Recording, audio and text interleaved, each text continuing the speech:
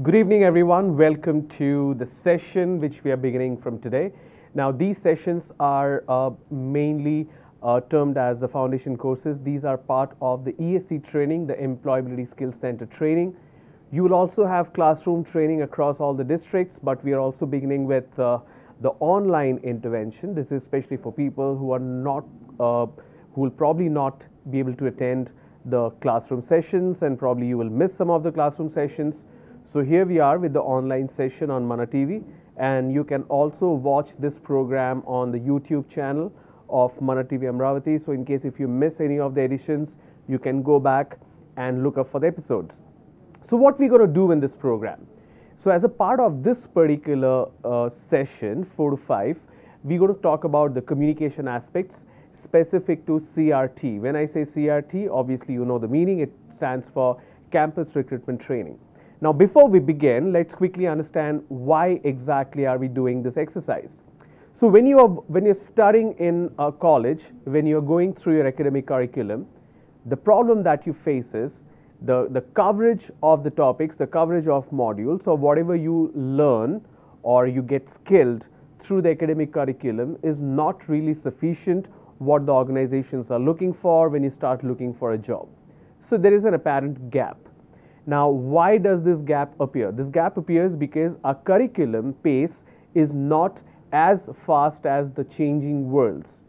Today, if you go out and if you look for a job, it's just not engineers, it's just not BCom graduates in accounting field, engineers in software field or UX or UI field. There are a lot of other market that has also opened up because of internet, because of globalization, because of your ability to reach any part of the world through a system. Say, for example, digital marketing or social media marketing. Now, you don't have to be qualified engineer in order to build your career. I know a person who started with a very basic search engine optimization task and a program, and today that person owns his own company which has employed close to 120 people, and he's pretty young. He's just 26 years old. So he is able to tap onto this particular market by exploring the possibilities, by exploring the opportunities that the industry provides. So we no longer are living in a world where your career opportunities are very specific to 4 or 5 categories. Today, if you have the skill, if you have the desire and ambition, you can actually break open to a lot of opportunities. Now, one key essential of this, in case if you want to switch for or you want to explore opportunities outside India, is your ability to communicate. Now, how many of us can communicate effectively? The answer is pretty much all of us. But do we face challenges? Yes, of course we face challenges. Now, if I have to talk specific to a particular language, which is globally accepted language, which is English, definitely it's not the most spoken language neither in India nor in the world, but this is a common language. Wherever you go, people may find it difficult to speak in English. Probably if you go to Africa, if you go to certain sections of Europe, if you go to Japan, people actually do not speak English. If you go to China, people don't speak English. They speak in a very broken terms. But when it comes to India, the majority of educated people can actually talk in English, and that's why it gives us the opportunity to bridge the gap between what the Western countries can offer in terms of back office operation and what we can do. So when it comes to English communication, the problem that we face is not in terms of comprehension. Comprehension is hearing and understanding and translating that into action. We can understand English very well, but we find it difficult to speak. When I say we find it difficult to speak, I basically mean articulation is a problem, but comprehension is not a problem. Now, why do we face articulation as a problem? The main reason is it's not the only language that we speak in India. If I have to pick the number of languages that is spoken in India, it's probably close to 500 to 600. I'm not even talking about dialects. There are certain languages where it does not have a script. There are certain languages in India which borrows a script. For example, Marathi is a language spoken in Maharashtra, but the script is actually Devanagari script, the Hindi. So likewise, Bengali and Assamese has the same script. So we have multiple languages. The way Telugu is spoken in Hyderabad is very different from the way it's spoken in any other part of Telangana. The way it's spoken in Vijayawada or Vijayanagaram or Srikakulam or the coastal areas, it differs from place to place. The word changes, the pronunciation changes. It's a very different dialect, but still it comes under one primary language, that is Telugu, right?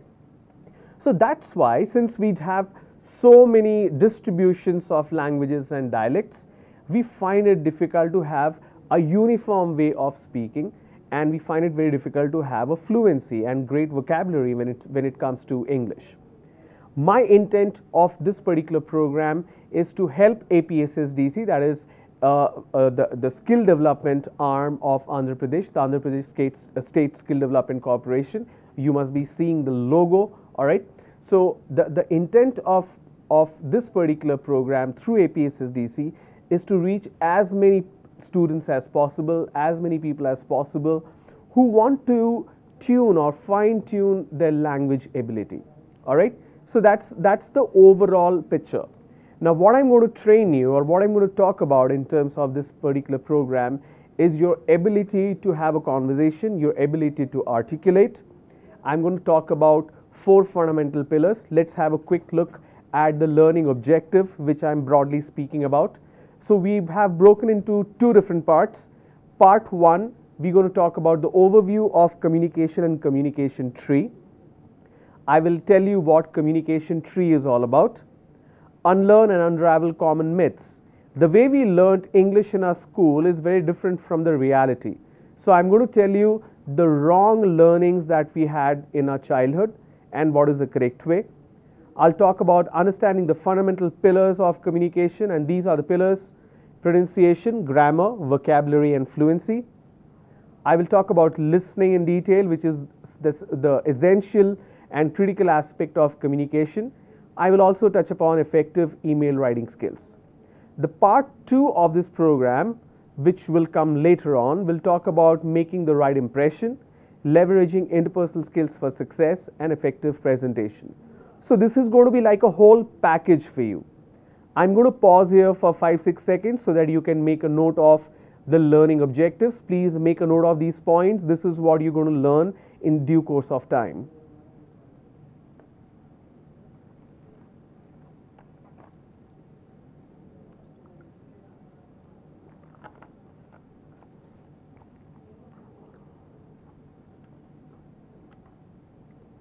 All right, let's begin. So I'm going to read this out, part 1 and part 2. Part 1 will focus on the communication aspect, verbal and non-verbal, but mainly I'll talk about the verbal communication.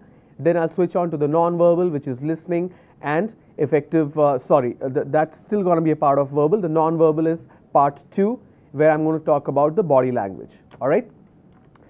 So let's start. What do we mean by communication? So communication is basically a transmission of data or exchange of data or transmission of information. Say for example, you are in your hometown right now, pick any place in Andhra Pradesh.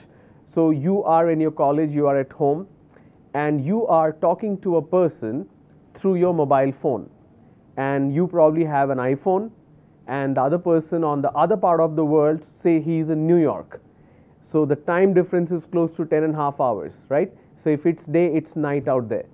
So you are talking to this person who is in New York, who is using a Samsung phone. He is using a Verizon network, and you're using a Vodafone or Airtel or say Reliance Jio network.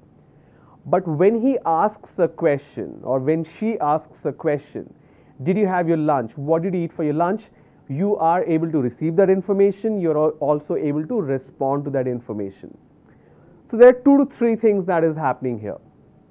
You are responding to the information or the question because you understood, that's a comprehension, and your reply is an articulation. This is on a text message. Now imagine the brand of the phone is different. So you are using an iPhone, he is using a Samsung. The time is different, the continent is different, the city is different, the country is different, the person is different, the entire network is also different. But still, there is no gap between what 2 people are talking. Now, this exactly what communication is all about, because you are seeing a transmission of information and exchange of data. Now imagine if you're talking to a person from Spain and he is writing a message in Spanish and there is no way you can translate that. Obviously you will find it difficult to respond to. That's because the language is different. So despite all these things being uncommon, different brand, different time zone, different person, different country, one thing that is common is language. Second thing that is common is both of you are able to articulate and comprehend. All right.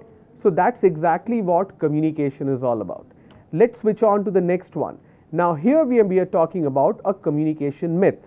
What exactly is the myth that I'm talking about? So we have a sender who sends an information or a message, and the message is received by a receiver, correct? So we have a sender, we have a message that the sender is sending, and the receiver receives it. This is something which we learned in our school. And the receiver, what does the receiver do? He sends a feedback. That's how we have a communication cycle. So you see the mouse hovering. So we have a communication cycle happening here. So this communication cycle is something which we learned in our school days, or also as a part of business communication. Those who are pursuing education in commerce and management, you must have also read about it in your graduation. So this is called a communication cycle. There is a sender, there is a message, there is a receiver, and the receiver sends a feedback, and we have an entire cycle completed. But the fact and the reality is, this feedback is always not necessary. So this is wrong. There is no such cycle that actually exists in the reality. It may exist, but not always, is what my point is, which means this cycle is not mandatory. Why am I saying so? Take a look at these three pictures. The first one, you have a hoarding, a billboard. The second one, you have a newspaper headline. And the third one is a television channel breaking news. In all of these three aspects, you are getting an information. Say for example, it says Big Bazaar 60% sale. A newspaper headline which talks about India winning the Under-19 World Cup. A breaking news which talks about a fresh earthquake tremor that has been felt in Indonesia. In all these three cases, you are receiving the information, but you are not transmitting back anything in terms of a feedback, right? So if you're going by the road and you see a big hoarding, so you don't look at the hoarding and say, thank you so much, I will go shopping for any item from Big Bazaar because there's a 60% sale. When you're reading a newspaper, you don't talk to the newspaper. Neither you talk to a television screen or a channel. But still, the cycle is complete because the message has been received. Now, the reason we talk about feedback is there has to be an action after the message has been received, not necessary. It's my choice, do I want to take an action or not? But I have received the message, it's perfectly fine. So the communication cycle that you see on the screen, it always does not exist, and you have these examples. All right. So what are the essentials of effective communication? Now, in order to communicate effectively, in order to be good with your communication skills, you need 6 essentials. The first one is assertiveness. The second one is authenticity. The third one is open-mindedness. Fourth is empathy. Fifth is clarity. And the sixth is listening skills. Please make a note of these points, 6 essential elements of effective communication.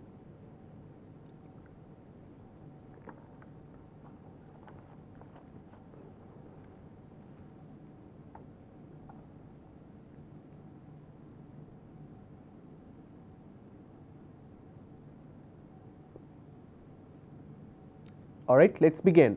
So what do we mean by assertiveness? First point first. Assertiveness basically means an attitude or a behavior which is exactly opposite to being passive or being aggressive. So if I have to take an example, let me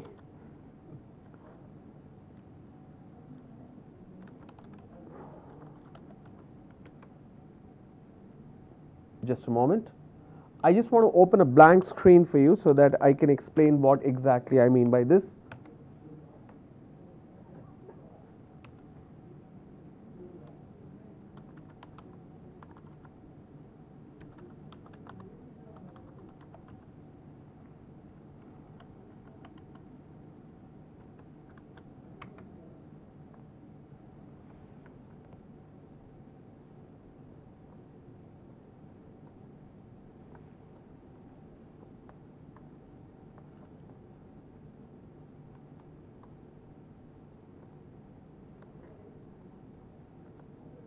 All right, so in terms of behavioral aspect, I have passive, or let me put it this way,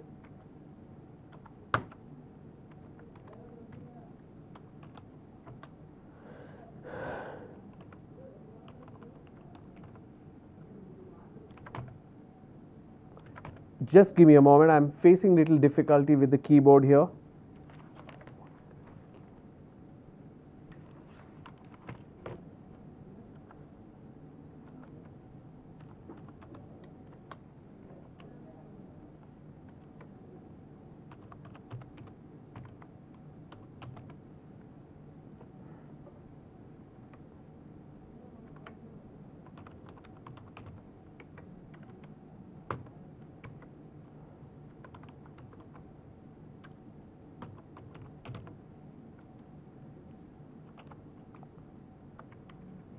All right, so I have typed few aspects in terms of behaviors here. So let me put it on slideshow mode. There you go. So we have passive, submissive, aggressive. I'm sorry for the spelling mistake, just a moment.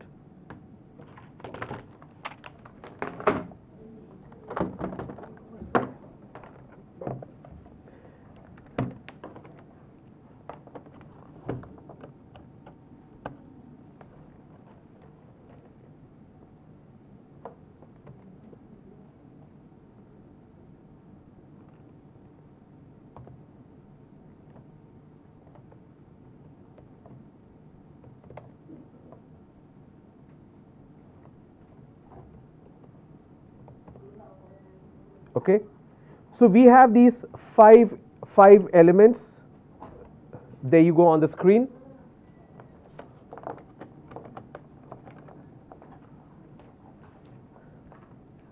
I'm sure the screen should be up for you. There you go. So what do we mean by a passive behavior? Passive or submissive is something where the person is not really reacting. You basically submit to whatever the other person is talking about. Say for example, I reach out to a person and I say, please give me 100 rupees, I read it right now, and the person readily gives it. That could be the last 100 rupees the person has. Doesn't really matter, the person agrees to give you that 100 rupees. Doesn't protest, doesn't say anything. Now, would you like to be a person like that? Imagine you're working in an organization and your boss comes and tells you these are the additional work or additional tasks that you need to do and it will take another 4 hours. You can't go home. If you are submissive, you will say, okay sir, I will do it. And imagine this happens every single day. So there is a point till when you can take it. So that's a submissive behavior. What do you mean by aggressive? Aggressive means a little protest, a little resistance, where you get very aggressive and you actually say no to something, or you are very energetic about it. Now aggression is something, it has a negative as well as positive impact. Say for example, Virat Kohli, right? So he is considered as one of the best captain. Definitely Dhoni is considered the best captain because he's called Captain Cool. His body language is not aggressive at all. But Virat Kohli's body language, his behavior, his thought process is considered very aggressive. Does it work all the time? Probably not. So aggression is good. In certain cases it's good, in certain cases it's not good. Then what do we mean by assertive behavior? Assertive basically means your ability to say no to a person without causing any harm or hurtful sentiments against that person. Say for example, your boss comes and tells you to finish some work and it's going to take 4 hours. You say, I'm sorry, I can't do it because I have to go home. In order to finish this work, we need to plan our day more effectively. Only then I can take it up. So you are saying no to someone, but at the same time you are putting forward your point of view and you're actually explaining why you are saying no to that person. And that's exactly what an assertive behavior is all about. All right. So that's the first one. Let's look at the second one. The second one is authenticity. Authenticity means your ability to build trust, faith when you're speaking to somebody. Authenticity means whatever you are speaking, the other person believes it, there is a lot of truthfulness in it, and it builds trust among two people or more than that. So if you're speaking to a group of people and whatever you're saying, you are stating the fact, you're stating these facts with conviction, and it helps to build trust. Now when you are communicating with someone, it could be written communication or oral communication. If the authenticity is missing, people find it difficult to trust. Like most of the politicians that we hear during elections or debates or TV channels, we say he's lying. We don't take that person seriously. Majority of them, we don't take them seriously because whatever the person is talking about is not really a fact. The third one is open-mindedness. What do we mean by open-mindedness? Open-mindedness basically means, are you open enough to accept a different point of view? Do you allow other people to voice their opinions which is different from yours? Say for example, there are 4 or 5 people talking about a very sensitive issue, and that issue could be, say, child labor. Now you are a person who strongly advocates a ban on child labor, but there is another person who says no, child labor should be allowed provided the person or the kid is more than 14 or 15 years old. So are you accepting that point of view? Today we are seeing a lot of phenomena in our country where we don't allow other people to express what they want to do. We are not accepting a different opinion at all. The moment we see that, there is a lot of noise, there is a lot of violence around it. So there are people who are deciding what we should eat, what we should wear, whom we should talk to. Now people are not tolerant enough anymore, and there is clearly a lot of narrow-mindedness out there. So the opposite is, of course, open-mindedness. So open-mindedness basically means when you are listening to a person, when you're talking to a person, do you allow that person to express his point or her point of views? Do you allow that person to be respected with that point of view? Now, two people can definitely have two different point of view. Do you want to implement which one? Sometimes it's in your hands, sometimes it's not. But it cannot disallow a person from expressing their opinion or perspective. All right. Number 4 is empathy in the list. Now, before we talk about or I explain about empathy, I have something to write and show. Probably this will help you understand what empathy and sympathy is all about. My first word is sorry, and the second word is apology. All right, let me move this aside.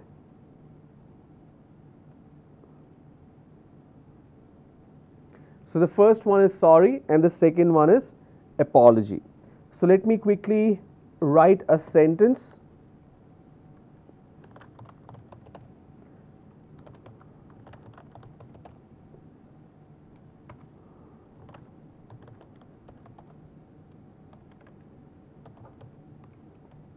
Okay, so there are 2 sentences I have written here. Let me change this color so that you can identify that that's an example.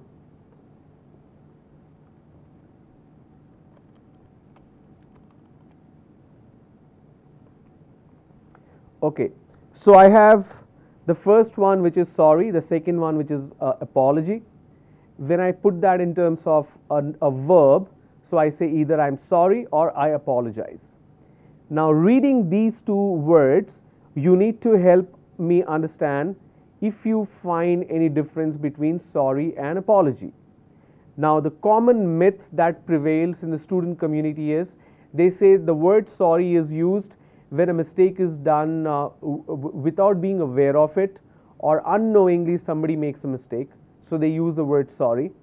If knowingly, if they make a mistake, if consciously they make a mistake, they use the word apology or I apologize. All right. Now, I'm still talking about empathy and sympathy here, but this is one important element that you need to understand in order to comprehend what empathy and sympathy is all about.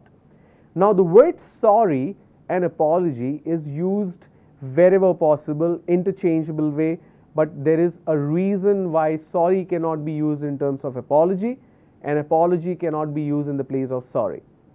Sorry word is a mark of, let me just write it here,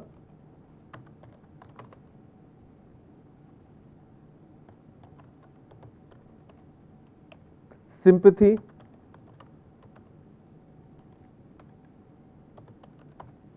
and apology is used to mark empathy.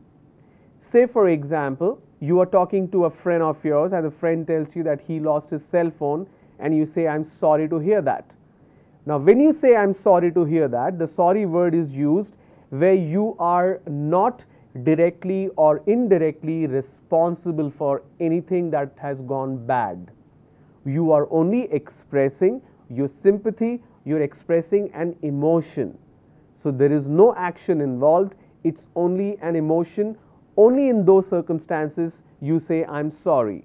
Like it's commonly used when you get to know about some news about somebody's death, you say I'm sorry to hear that.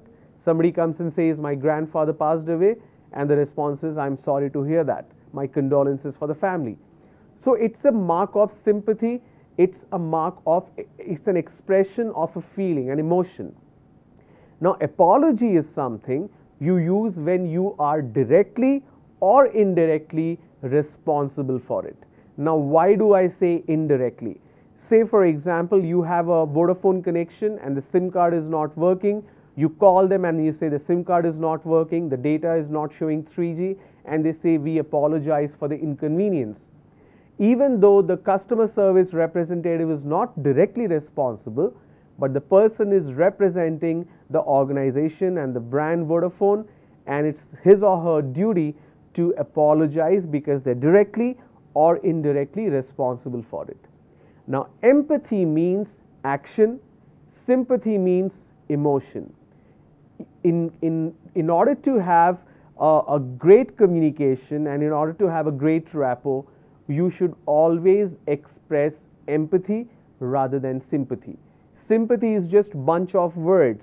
It does not make a difference. But empathy makes a difference because you take action. See, if your friend tells you that I lost my phone, you say I'm sorry to hear that. You're not doing anything about it. But if you want to show empathy, so the previous one is sympathy. If you want to show empathy, you will suggest ideas how he can find the phone back. So you either go lodge a complaint, you get the SIM card deactivated, or you try to activate the Find My Phone and you find a way out. So in order to have a good rapport, a foolproof communication, a robust communication, you need to focus on the empathy aspect instead of sympathy. All right. The fifth one is clarity in the list of essentials. The clarity here I'm talking about in terms of speech and also in terms of thought process or in terms of understanding. Let me give you an example here again. If I have to type this number and I say let's translate this into words. So I write FIVE, correct? Then I have 11. Okay, just a moment. Let me just copy paste.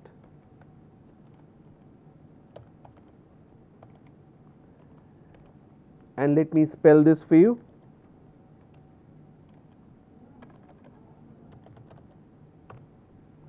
All right. and then I have 12. So this is how I spell these numbers, right? Let me reduce the font size a little more. Now, when we are pronouncing these words or these numbers, usually we pronounce this as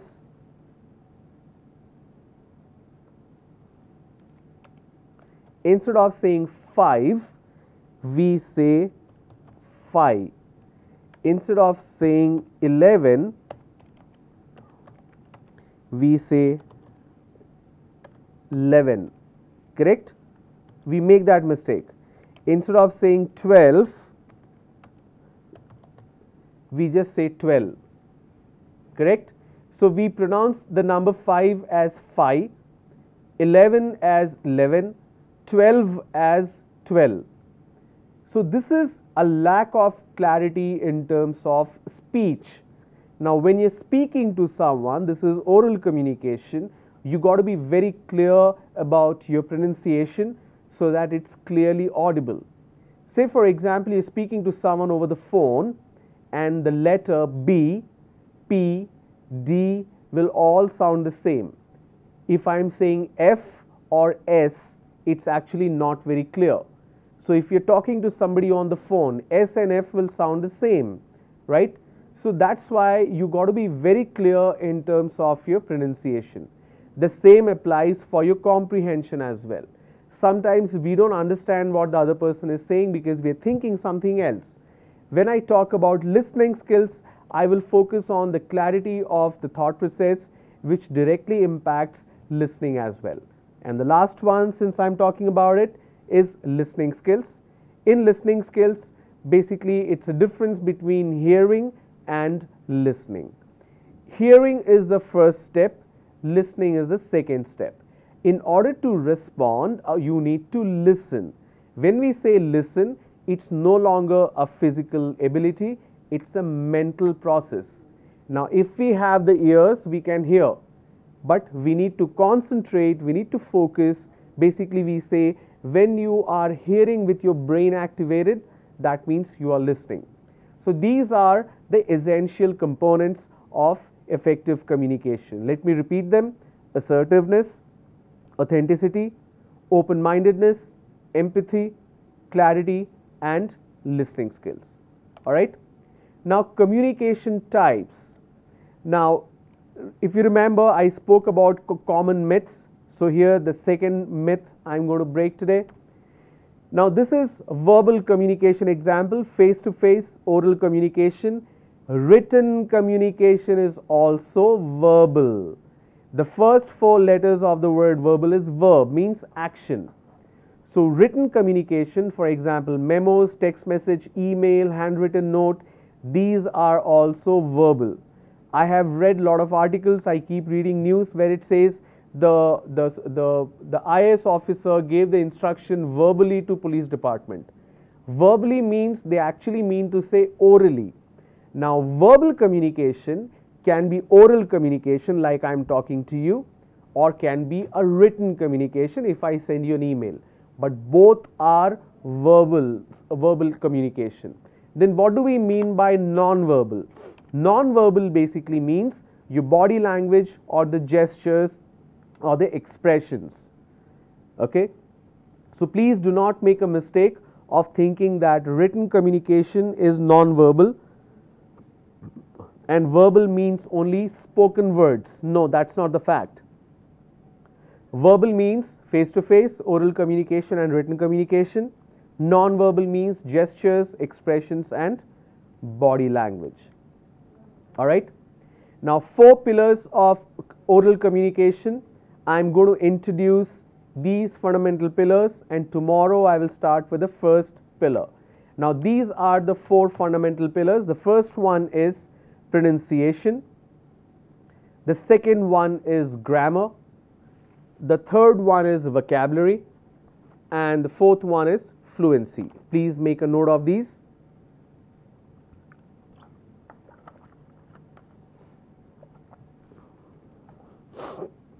Pronunciation, grammar, vocabulary and fluency.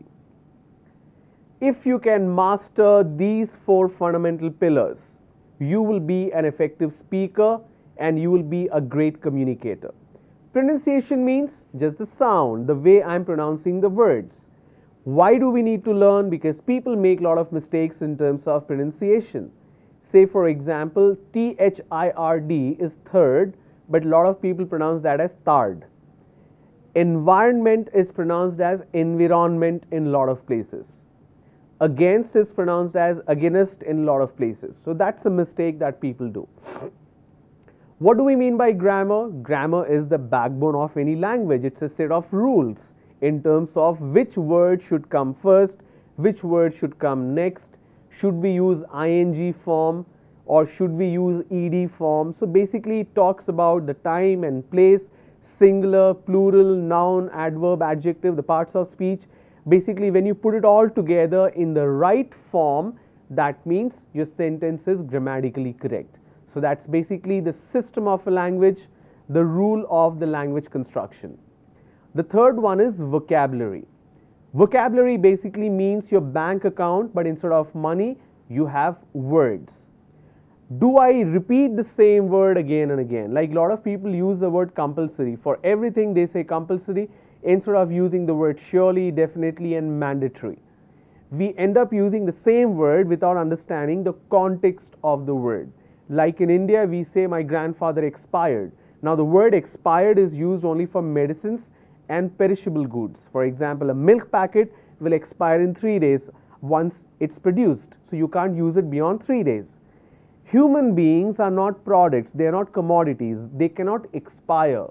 It's not a passport that can expire, right? So human beings die or they pass away. So we do not know the usage of these words. So we use the same word in different places without understanding the context and the meaning. That's exactly what vocabulary I'm going to talk about. Fluency is if I'm able to speak effectively in my vernacular language, am I able to do so in English as well? Is there a gap between what I'm thinking and what I'm speaking? Am I taking too long to construct a sentence and then to speak? If I do not have these gaps, that's exactly what a fluency is all about. So during my course of this entire training, you will learn the tricks, you will learn the success tips, you will learn the do's and don'ts of all these 4 fundamental pillars, followed by email writing as well as listening skills, and we will close it with body language session. So that tomorrow when you go for interview, you go for any interview, any organization, your foundation is very strong. So we'll see you tomorrow where I'm going to start with the pronunciation, which is the first pillar. If you have missed this program or if somebody has missed this program, you can please go ahead and tell them to watch this on YouTube as well. If you have any questions, please post your questions on the YouTube channel page and we will certainly take a look and respond to you. Have a great evening. I'll see you tomorrow. Thank you.